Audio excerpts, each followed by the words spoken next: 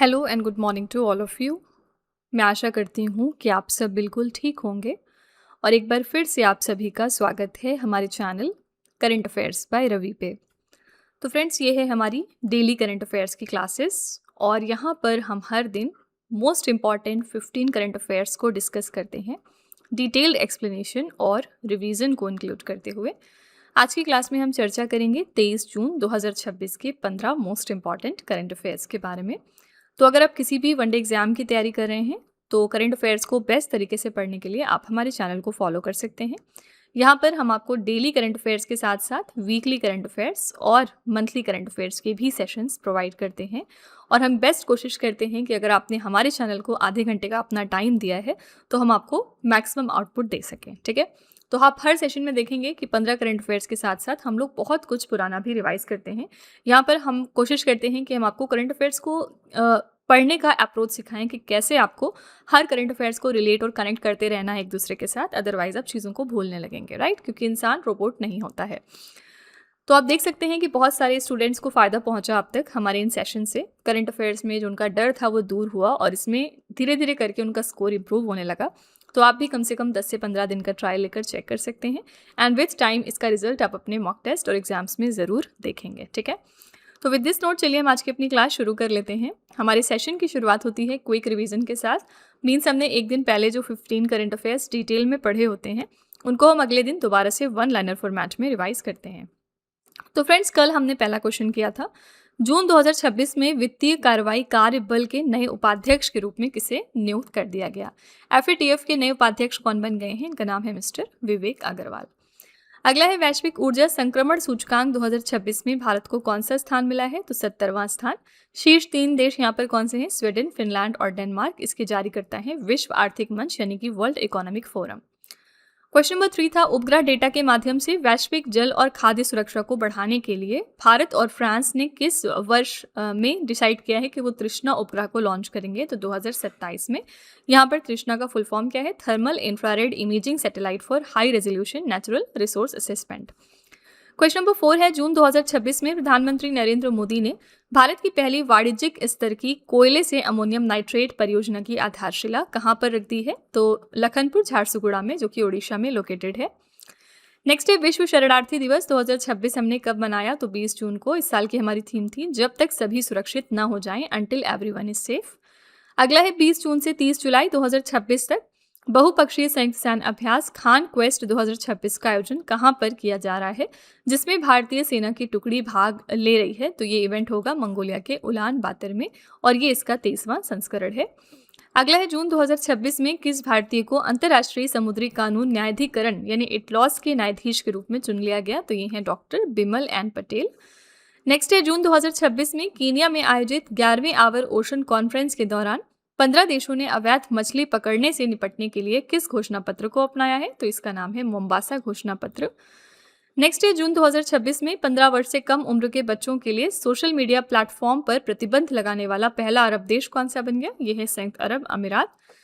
Next है June 2026 में केंद्र सरकार ने किस राज्य में 100 साल पुराने लंबित कादियां ब्यास नई रेल लाइन प्रोजेक्ट को 1400 करोड़ रुपए की लागत के साथ पुनर्जीवित करने की मंजूरी दे दी? तो ये है पंजाब स्टेट में। क्वेश्चन नंबर 11 है हमारा, जून 2026 में किस राज्य या फिर केंद्र शासित प्रदेश ने हिम तेंदुआ और उच्च ऊंचाई प्रकृति संरक्षण समिति शान कंजर्वेशन सोसाइटी के गठन को मंजूरी दे दी? तो आंसर है लद्दाख। यहाँ पर शान का फुल फॉर्म क्या है? Snow leopard and high altitude nature. Next है जून 2026 में केंद्रीय मंत्री मनोहर लाल खट्टर ने एक राष्ट्र एक प्रदर्शनी थीम पर आधारित भारत बिल्डकॉन 2026 का उद्घाटन कहां पर किया है? तो नई दिल्ली में। नेक्स्ट है जून 2026 में भारतीय तटरक्षक बल ने गोवा में अपना पहला स्वदेशी निर्मित एयर कुशन वाहन बेड़े में शामिल किया। इस पोत का क्या नाम रखा गया? तो H561। नेक्स्ट है जून 2026 में केंद्रीय आवास और शहरी मामलों के मंत्रालय ने राष्ट्रीय राजधानी क्षेत्र में कितने नए नमो शहर विकसित करने की मंजूरी दे दी है? तो 4 नए नमो शहर डेवलप किए जाएंगे। और आखिरी प्रश्न हमने किया था, जून 2026 में रक्षा मंत्रालय ने 500 करोड़ रुपए के बजट के साथ किस भारतीय प्रौद्योगिकी संस्थान में एक अत्याधुनिक सैन्य ड्रोन टेक्नोलॉजी केंद्र की स्थापना को सैद्धांतिक मंजूरी दे दी है? तो ये डेवलप होगा IIT कानपुर में। ठीक है, तो फ्रेंड्स, ये हमारे कल के मोस्ट इंपॉर्टेंट 15 करंट अफेयर्स है। अगर आप इनको थोड़ा और बेहतर तरीके से समझना चाहते हैं तो आप हमारा कल का लेक्चर रेफ़र कर सकते हैं, वहाँ पर हमने इन क्वेश्चन के बारे में बहुत ही डिटेल में बात की थी। बाकी चलिए अब आज की अपनी क्लास हम देखते हैं। आज का हमारा पहला क्वेश्चन कौन सा है? फिच हॉकी महिला नेशंस कप 2026 का खिताब किस टीम ने जीत लिया है? तो Fitch Women's Hockey Nations Cup recently concluded हो गया है और इसमें विनिंग टीम थी भारत। सी ऑप्शन करेक्ट हो जाएगा। भारतीय महिला हॉकी टीम ने फाइनल्स में किस कंट्री को हराया? न्यूजीलैंड को 2-0 से हराकर दूसरी बार ये प्रतिष्ठित खिताब अपने नाम किया। इससे पहले भारत ने 2022 में पहला संस्करण जीता था। यहाँ पर रनर अप टीम थी न्यूजीलैंड की एंड तीसरा स्थान मिला अमेरिका को। अमेरिका ने चिले को हराकर कांस्य पदक जीता एंड फाइनल इसका कहाँ पर हुआ है? तो न्यूजीलैंड के ऑकलैंड में नेशनल हॉकी सेंटर में। ठीक है, तो करेक्ट आंसर यहाँ पर हो जाएगा सी ऑप्शन भारत। इसी के साथ चलिए हम खेल पुरस्कार कुछ रिवाइज कर लेते हैं 2026 के। महिला प्रीमियर लीग 2026 का टाइटल जीत लिया है आरसीबी ने रॉयल चैलेंजर्स बेंगलुरु ने। फाइनल्स में इन्होंने हराया दिल्ली कैपिटल्स को। हॉकी इंडिया लीग 2026 का टाइटल जीता कलिंगा लॉन्सर्स ने। फाइनल्स में इन्होंने रांची रॉयल्स को हराया था। 79th एडिशन की संतोष ट्रॉफी का टाइटल जीत लिया सर्विसेज की टीम ने। फाइनल्स में इन्होंने केरला की टीम को हराया है। विजय हजारी ट्रॉफी का खिताब जीता विदर्भ की टीम ने। फाइनल्स में इन्होंने सौराष्ट्र को हराया था। 44वीं जूनियर राष्ट्रीय खो खो चैंपियनशिप 2026 में पुरुष वर्ग का टाइटल जीता कर्नाटका की टीम ने। फाइनल्स में महाराष्ट्र की टीम को हराकर। ऑस्ट्रेलियन ओपन 2026 में महिला एकल का खिताब जीत लिया एलेना रायबकीना ने, जो कि कजाकिस्तान की प्लेयर हैं। पुरुष एकल में विजेता रहे कार्लोस अल्कराज, ये स्पेन कंट्री को बिलोंग करते हैं।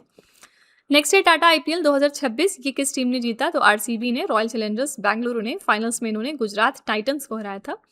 पुरुष अंडर 18 हॉकी एशिया कप 2026 का टाइटल जीत लिया भारत ने। किस कंट्री को हराकर? जापान को। फ्रेंच ओपन 2026, जिसको हम रोलैंड गैरोस भी कहते हैं, इसमें पुरुष एकल का टाइटल जीता अलेक्जेंडर ज्वेरेव ने, जो कि जर्मनी कंट्री को बिलोंग करते हैं। और महिला एकल में विजेता रही मीरा एंड्रेवा। ठीक है, तो ये आपके 2026 के कुछ इंपॉर्टेंट खेल पुरस्कार हैं। यहाँ से कोई भी क्वेश्चन एग्जाम में आ सकता है, तो आप इसको रिवाइज करते रहिएगा।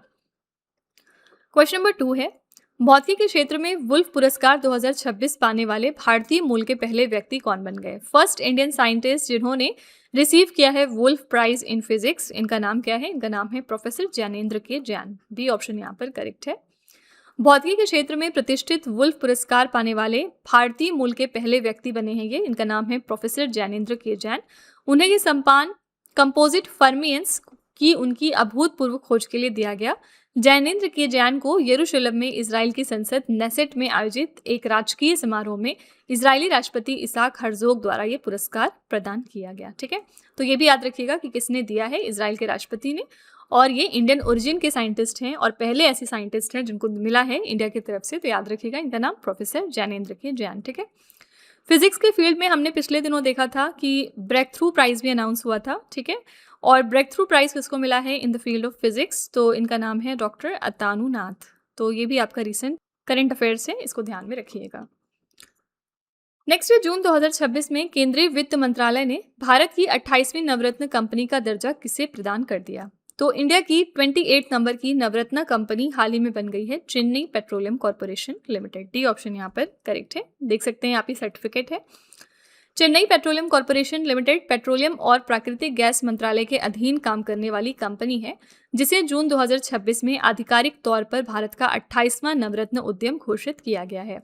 नवरत्न का दर्जा मिलने से इस रिफाइनरी कंपनी को बिना सरकारी मंजूरी के 1000 करोड़ रुपए तक के निवेश, विदेशी संयुक्त उद्यम और कॉर्पोरेट विस्तार करने की स्वायत्ता मिल गई है। ठीक है, तो डेफिनेटली इनको बहुत सारे पर्क्स और बेनिफिट्स मिलने वाले हैं। 3 तरह के स्टेटस होते हैं जो किसी भी कंपनीज को दिए जाते हैं। ठीक है, और सबसे पहला स्टेटस है यहाँ पर महारत्न स्टेटस, दूसरा होता है नवरत्न स्टेटस और तीसरा होता है मिनी रत्न स्टेटस। ठीक है, और सबसे जो हाईएस्ट ऑर्डर है, जो हाईएस्ट लेवल है, वो महारत्न कंपनी का होता है। इसके कुछ एग्जांपल्स अगर हम देखें तो जैसे कि ओएनजीसी हो गया, इंडियन ऑयल कॉर्पोरेशन हो गया, steel authority of India limited है, फिर भेल है, भारत हैवी इलेक्ट्रिकल्स लिमिटेड, और इसके अलावा हिंदुस्तान एरोनॉटिक्स लिमिटेड। ये सब आपकी महारत्न कंपनीज हैं। नवरत्न कंपनीज में जैसे कि EIL आ जाता है और RINL भी आ जाता है। मिनी रत्न कंपनीज में आपका आता है एयरपोर्ट अथॉरिटी ऑफ इंडिया, जैसे कि फॉर एग्जांपल, और BSNL वगैरह। ठीक है, तो आप इनके बारे में फर्दर भी पढ़ सकते हैं। याद रखिएगा, Chennai petroleum corporation limited 28 number की नवरत्न कंपनी बन गई है। क्वेश्चन नंबर 4 है, जून 2026 में भारत का पहला सात्विक सूचकांक BSE सात्विक 100 किस कंपनी ने लॉन्च कर दिया? ये इंडिया का पहला सात्विक इंडेक्स था, इसका नाम है BSE सात्विक 100 और रिसेंटली इसको लॉन्च किया है BSE index services private limited ने। डी ऑप्शन यहाँ पर करेक्ट है। बॉम्बे स्टॉक एक्सचेंजेस की पूर्ण स्वामित्व वाली सहायक कंपनी बीएसई इंडेक्स सर्विसेज ने बीएसई सात्विक 100 लॉन्च किया। ये भारत का पहला इक्विटी इंडेक्स है जो सात्विक सिद्धांतों और मूल्य जागरूक यानी नैतिक निवेश पर आधारित है। ये सूचकांक व्यापक बीएसई 500 सूचकांक से लिया गया है, जिसमें से सात्विक सिद्धांतों के मानदंडों को पूरा करने वाली 100 कंपनियों को चुना गया। ठीक है, तो यहाँ पर करेक्ट आंसर था D option, Bombay stock exchange index services private limited. Okay, यहाँ पर रिजर्व बैंक ऑफ इंडिया भी ऑप्शन में है, और रिजर्व बैंक ऑफ इंडिया के हमारे प्रेजेंट में गवर्नर कौन है? मिस्टर संजय मल्होत्रा। जितने भी इंपॉर्टेंट ऑर्गेनाइजेशन है उनमें हेड्स का नाम आपको याद होना चाहिए। क्वेश्चन नंबर 5 है, अनुसूचित जाति और अन्य पिछड़ा वर्ग के छात्रों के लिए छात्रवृत्ति आवेदन में निवास प्रमाण पत्र की अनिवार्यता को समाप्त करने के लिए उमंग प्लेटफॉर्म पर सेतु पोर्टल किसने लॉन्च किया है? सेतु पोर्टल रिसेंटली लॉन्च किया है सामाजिक न्याय एवं अधिकारिता विभाग ने, यानी department of social justice and empowerment ने। सेतु का फुल फॉर्म क्या रखा गया है? फुल फॉर्म है scholarship for educational transformation and upliftment. सामाजिक न्याय और अधिकारिता विभाग ने छात्रवृत्ति सेवाओं को सुव्यवस्थित करने के लिए उमंग प्लेटफॉर्म पर सेतु पोर्टल लॉन्च किया। इसमें छात्रवृत्ति के लिए निवास प्रमाण पत्र की शर्त को पूरी तरह से अब हटा दिया गया है, जिससे कि दूसरे राज्य में पढ़ने वाले छात्रों को भारी राहत इससे मिलने वाली है। ठीक है, तो करेक्ट आंसर है सी ऑप्शन, सामाजिक न्याय एवं अधिकारिता विभाग। क्वेश्चन नंबर 6 है, कतर में आयोजित दोहा डायमंड लीग 2026 में नीरज चोपड़ा ने पुरुषों की भाला फेंक स्पर्धा में 85.69 मीटर के थ्रो के साथ कौन सा स्थान प्राप्त किया है? तो नीरज चोपड़ा जो कि बहुत ही फेमस जैवलिन थ्रोवर है, रिसेंटली इनको चौथा रैंक हासिल हुआ है इस दोहा डायमंड लीग में, जो कि कतर में ऑर्गेनाइज हुआ था। दोहा डायमंड लीग 2026 में नीरज चोपड़ा का सर्वश्रेष्ठ थ्रो 85.69 मीटर रहा, जिसके कारण उन्हें चौथे स्थान से संतोष करना पड़ा। श्रीलंका के रुमेश थारंगा पथिराज ने 88.68 मीटर के थ्रो के साथ पुरुषों की भाला फेंक प्रतियोगिता जीत ली, और दूसरा स्थान मिला था ग्रेनाडा के एंडरसन पीटर्स को, 86.38 मीटर का इनका थ्रो था, और तीसरा स्थान मिला अमेरिका के कर्टिस थॉमसन को, 85.99 मीटर का इनका थ्रो था। तो आप देख सकते हैं कितना बारीक सा डिफरेंस था फोर्थ और थर्ड की रैंक में। ठीक है, तो यहाँ पर करेक्ट आंसर है फोर्थ पोजीशन। अच्छा, जो रुमेश थारंगा है ये पिछले दिनों अगेन न्यूज़ में आए थे। क्यों? क्योंकि इन्होंने रोम डायमंड लीग में एक नया रिकॉर्ड क्रिएट किया था। ठीक है, रोम डायमंड लीग अभी रिसेंटली हुआ था, और इसमें जो इन्होंने भाला फेंका था ना, वो कितने मीटर्स का फेंका था? 92.62 मीटर का। तो इसी के साथ इन्होंने एक नया रिकॉर्ड सेट किया रोम डायमंड लीग में, क्योंकि रुमेश थारंगा बार बार न्यूज़ में आ रहे हैं। इनकी कंट्री याद रखिएगा, श्रीलंका देश को बिलोंग करते हैं। नेक्स्ट है, पहले भारतीय एथलेटिक्स पुरस्कार समारोह 2025 सर्वश्रेष्ठ पुरुष एथलीट ऑफ द ईयर का पुरस्कार किसने जीत लिया है? तो ये पहला एडिशन था इंडियन एथलेटिक्स अवार्ड सेरेमनी का, जिसमें best male athlete of the year का ऑनर दिया गया है नीरज चोपड़ा को। ए ऑप्शन करेक्ट है। यहाँ पर कुछ विजेताओं की सूची है, आइए देख लेते हैं quickly. Life time achievement award मिला पीटी उषा, गुरबचन सिंह रंधावा, बहादुर सिंह चौहान और अंजू बॉबी जॉर्ज को। सर्वश्रेष्ठ उभरते हुए पुरुष एथलीट के तौर पर सामने आए शाहनवाज खान। सर्वश्रेष्ठ उभरती महिला एथलीट का ऑनर मिला पूजा सिंह को। इस वर्ष का सर्वश्रेष्ठ कोच किसको माना गया? परवीर सिंह को। इस वर्ष के सर्वश्रेष्ठ तकनीकी अधिकारी के तौर पर ऑनर दिया गया डॉक्टर कुलदीप सिंह को। इस वर्ष का सर्वश्रेष्ठ राज्य संघ साबित हुआ तमिलनाडु एथलेटिक्स संघ, और एथलेटिक्स को समर्थन देने वाला सर्वश्रेष्ठ राज्य था ओडिशा गवर्नमेंट। ठीक है, ओडिशा सरकार। ओके, आंसर है यहाँ पर ए ऑप्शन, नीरज चोपड़ा। इसी तरह से जो लॉरियास की स्पोर्ट्स विनर्स की सूची आती है, उसमें 2 कैटेगरीज इंपॉर्टेंट हैं जो आपको याद रखनी है। Laureus world sports women of the year का ऑनर ये किसको दिया गया था इस साल? तो अराइना सबालेंका को, जिनके बारे में हमने पीछे बात करी थी। और अराइना सबालेंका जो है ये कौन से देश की प्लेयर हैं? बेलारूस कंट्री की प्लेयर हैं। ठीक है, इसी तरह से Laureus sportsman of the year का टाइटल 2026 के लिए किसको दिया गया है? इनका नाम है कार्लोस अल्काराज, और ये स्पेन कंट्री को बिलोंग करते हैं। ठीक है, तो इस तरह से चीज़ों को याद रखा करिए। अगला है 12वां अंतर्राष्ट्रीय योग दिवस 2026 हमने कब मनाया? ये 12th एडिशन था इंटरनेशनल योगा डे का, और रिसेंटली हमने ये 21 जून को सेलिब्रेट किया है। 12वां अंतर्राष्ट्रीय योग दिवस 2026 21 जून को मनाया गया। इस वर्ष का मुख्य राष्ट्रीय समारोह कोलकाता में आयोजित किया गया, जिसका नेतृत्व प्रधानमंत्री मोदी जी ने खुद किया था। इस साल की हमारी थीम थी स्वस्थ आयु के लिए योग, यानी योगा फॉर हेल्दी एजिंग। ठीक है, करेक्ट आंसर है बी ऑप्शन, 21 जून। 20 जून को हम क्या मनाते हैं? वर्ल्ड रेफ्यूजी डे, यानी कि विश्व शरणार्थी दिवस। ओके, फिर उसके बाद 22 जून को होता है आपका वर्ल्ड रेन फॉरेस्ट डे। हम इस दिन बात करते हैं कि रेन फॉरेस्ट कितना ज़रूरी है हमारे बायोडाइवर्सिटी के लिए। 19 जून को होता है हमारा World Sickle Cell Awareness Day. तो हम लोग इस दिन सिकल सेल के बारे में अवेयरनेस क्रिएट करते हैं, ठीक है। क्वेश्चन नंबर 9 है, 194 वर्ष की आयु में कौन सा जीव आधिकारिक तौर पर दुनिया का सबसे पुराना ज्ञात जीवित स्थलीय जानवर बन गया? तो ये दुनिया का oldest non living land animal है। इसकी उम्र है 194 ईयर्स और ये क्या नाम है इसका? जोनाथन कछुआ। डी ऑप्शन करेक्ट है। 194 वर्ष की आयु में जोनाथन नामक विशाल काय कछुआ आधिकारिक तौर पर दुनिया का सबसे पुराना ज्ञात जीवित स्थलीय जानवर बन गया। इसका जन्म अनुमानतः 1832 में हुआ था और वो वर्तमान में दक्षिण अटलांटिक महासागर में स्थित सेंट हेलेना द्वीप पर रह रहा है, ठीक है। तो इसका नाम याद रखिएगा, जोनाथन कछुआ। कछुआ के बारे में एक और इंपॉर्टेंट करंट अफेयर्स हम क्या पढ़ चुके हैं? इंडिया का पहला सैटेलाइट टैग्ड, यानी कि ऐसी चीज जिसमें सैटेलाइट लगी हुई हो, ठीक है, गंगा सॉफ्टशेल टर्टल रिसेंटली कहाँ पर लॉन्च किया गया था, कहाँ पर छोड़ा गया था? तो असम के काजीरंगा नेशनल पार्क में, ठीक है। तो इस वजह से भी ये कछुआ न्यूज में आया था, तो याद रखिएगा ये फैक्ट। क्वेश्चन नंबर 10 है, जून 2026 में प्रधानमंत्री नरेंद्र मोदी ने किस बंदरगाह पर 3 स्वदेशी नौसैनिक जहाजों आईएनएस दूनागिरी, आईएनएस संशोधक और आईएनएस अग्रय को भारतीय नौसेना में शामिल किया? तो कौन से पोर्ट पे प्राइम मिनिस्टर मोदी जी ने कमीशन किया इन 3 इंडिजिनस नेवल शिप्स को into the Indian navy? Answer है कोलकाता के श्यामा प्रसाद मुखर्जी बंदरगाह पर। डी ऑप्शन करेक्ट है। इन तीनों युद्धपोतों को garden reach ship builders and engineers द्वारा स्वदेशी रूप से डिजाइन और निर्मित किया गया। इनके फीचर्स देख लेते हैं। आईएनएस दूनागिरी क्या है? ये प्रोजेक्ट 17A के तहत विकसित 5वां आधुनिक स्टेल्थ फ्रिगेट युद्धपोत है जो ब्रह्मोस मिसाइल और अत्याधुनिक वायु रक्षा प्रणालियों से लैस है। दूसरा है आईएनएस संशोधक, ये गहरे और तटीय पानी के लिए तैयार किया गया विशाल जल सर्वेक्षण पोत है। और तीसरा है यहाँ पर आईएनएस अग्रय, ये तटीय रक्षा के लिए टॉर्पीडो, सोनार और रॉकेट लॉन्चरों से लैस एक पनडुब्बी रोधी युद्धपोत है, ठीक है। तो ये 3 तरह के हमारी शिप्स हैं। रिसेंटली इनको इंडियन नेवी में इंडक्ट किया गया है। तो याद रखिएगा कहाँ से किया गया? श्यामा प्रसाद मुखर्जी बंदरगाह से, ठीक है। इंडियन नेवी के रिगार्डिंग रिसेंटली 2 करंट अफेयर्स आए हैं जो आपको याद रखने हैं। पहली बात तो ये हो गई कि हमारे इंडियन नेवी के वाइस चीफ कौन है, यानी कि vice chief of naval staff, ये कौन रिसेंटली अपॉइंट हुए हैं? इनका नाम है वाइस एडमिरल अजय कोचर। ये आपका रिसेंट अपॉइंटमेंट का क्वेश्चन है, ठीक है। और चीफ ऑफ नेवल स्टाफ कौन है? Chief of naval staff recently बने हैं एडमिरल कृष्णा स्वामीनाथन, ठीक है। दोनों ही आपके रिसेंट अपॉइंटमेंट के क्वेश्चन हैं। तो चीफ ऑफ नेवल स्टाफ हो गए कृष्णा स्वामीनाथन और वाइस चीफ है हमारे vice admiral Ajay Kochar, okay.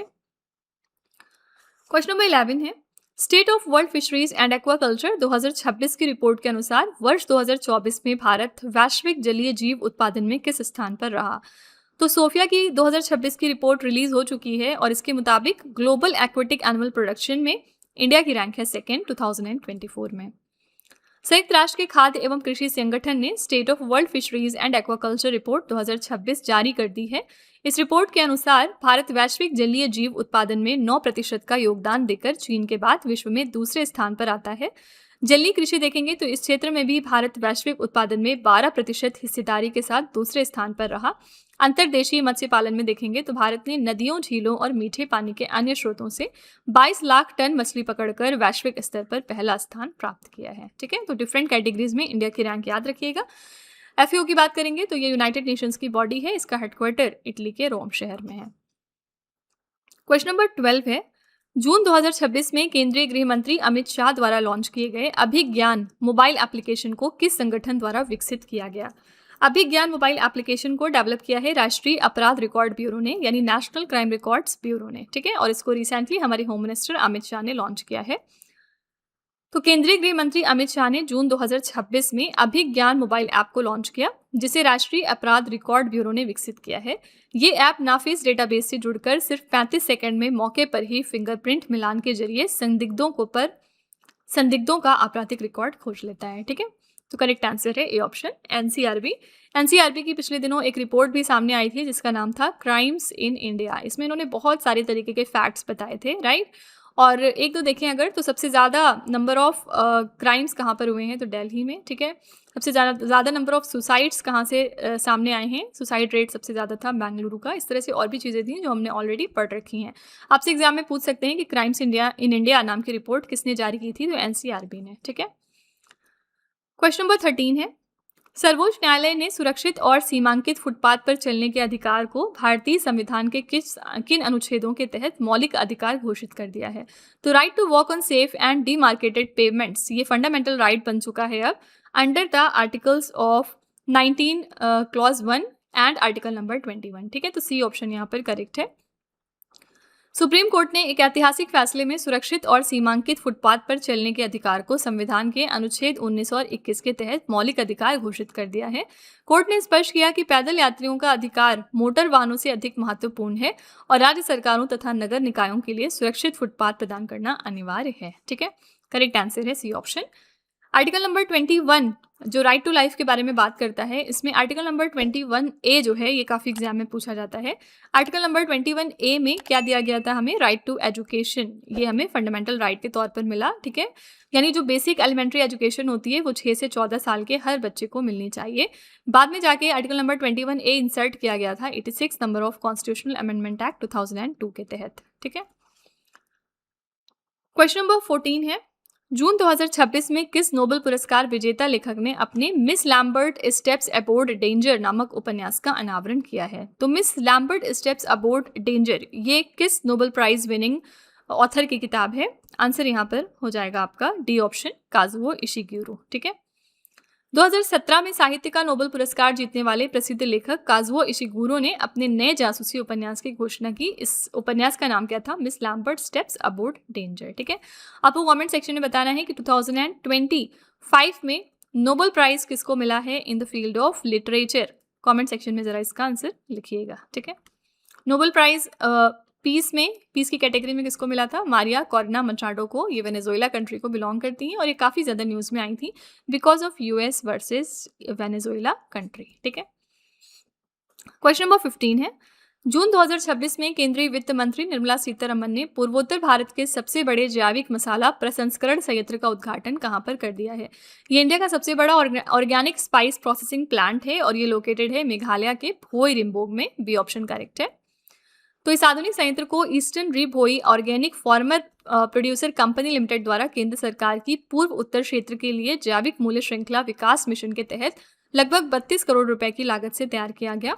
जैविक मसाला प्रसंस्करण संयंत्र स्थापित करने का प्राथमिक लक्ष्य क्या है? किसानों की आय में गुणात्मक वृद्धि करना। ठीक है, करेक्ट आंसर यहाँ पर बी ऑप्शन, मेघालय के भोई रिम्बोग में रिसेंटली इसका इनॉग्रेशन कर दिया गया। ये नॉर्थ ईस्ट इंडिया का हमारा largest organic spice processing plant है। ठीक है, तो फ्रेंड्स ये थे आज के हमारे most important 15 current affairs. I really hope कि आपको ये हमारा सेशन पसंद आया होगा। लास्ट में हम आपके लिए एक छोटा सा टेस्ट रखते हैं 3 क्वेश्चंस का, ये चेक करने के लिए कि आपने कितना पढ़ा, कितना समझा। पहला क्वेश्चन है आपके लिए, भौतिकी के क्षेत्र में वुल्फ पुरस्कार 2026 पाने वाले भारतीय मूल के पहले व्यक्ति कौन बन गए? दूसरा क्वेश्चन है, जून 2026 में किस नोबेल पुरस्कार विजेता लेखक ने अपने Miss Lambert Steps Aboard Danger नामक उपन्यास का अनावरण किया? और तीसरा क्वेश्चन है, फिच हॉकी महिला नेशंस कप 2026 का खिताब किस टीम ने जीता है? तो ये 3 क्वेश्चंस आपके लिए हैं एज अ होमवर्क। इनका जवाब आपको कमेंट में जाके लिखना है। इसी के साथ हमारी क्लास यहाँ पर एंड होती है। आप अपना फीडबैक कमेंट में ज़रूर लिखिएगा कि आपको क्लास कैसी लगी। अगर आपको लगता है कि ये क्वेश्चंस आपको कहीं ना कहीं हेल्प कर रहे हैं आपके पेपर्स में, तो प्लीज़ एक छोटा सा रिव्यू हमारे कॉमेंट में आप ज़रूर डाल दीजिएगा। तो फ्रेंड्स, इसी तरह के बेस्ट क्वालिटी कंटेंट और अच्छी प्रेपरेशन के लिए आप हमारे चैनल के साथ जुड़े रहिए। मिलते हैं नेक्स्ट क्लास में। Till then stay tuned. Thank you so much for watching. Also don't forget to like, share and subscribe our channel. तो फ्रेंड्स, वीडियो को एंड करने से पहले बस यहाँ पर एक छोटी सी इन्फॉर्मेशन है आपके लिए।